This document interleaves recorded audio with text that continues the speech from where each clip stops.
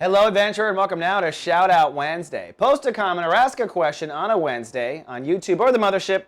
I'll do my best to shout back or answer 1 week later.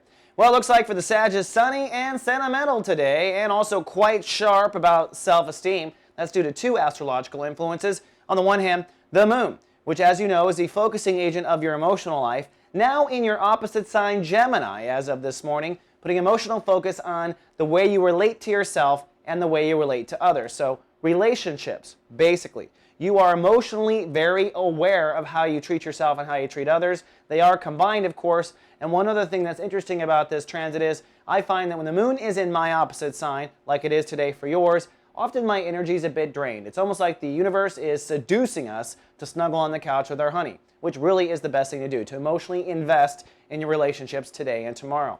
Now, the reason why it's so sharp is due to Saturn. Saturn is ruling the day. The sun is in Capricorn. We're in chapter 2, and the transit for Sagittarius is self-esteem and money. That's what this is all about this month. We call it Soul Capital here at Soul Garden, the energy that deals with how well you love yourself. If you love yourself a whole bunch, then you can draw on people that love you, you can draw on money, you can draw on abundance, and you can be productive. Really, the first chapter does deal with self-esteem and how much you do, in fact, love yourself. And with Saturn ruling the day, it's time to make some key decisions about how you intend to love yourself or how you intend to stop not loving yourself. That's really the key topic. Now, yes, we will get to productivity, and yes, we will get to money, but that's chapter 3. So if you can, do a little bit of a soul capital inventory today and ask yourself, is there anything you don't like about yourself? And if there is, come up with a plan. That's the way to fix your self-esteem, not to just sit there and worry about it all the time. Then finally, for our shout out goes to Fourth One, who asked a question about the fact that astrology is changing. There is talk about how the stars are not in the same place they are today as they were in the beginning of mankind when we first discovered astrology. That's very true, Fourth One, but here's the deal.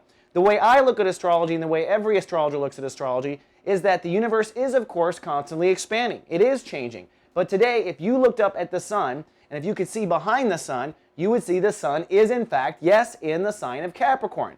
Now, that might not have happened 2,000 years ago in January, but it did happen. So what's shifting is with what month these things happen, not whether or not the sun is, in fact, in front of Capricorn. It's about the combination of one constellation and one planet in front of it. And that part of astrology is still working today.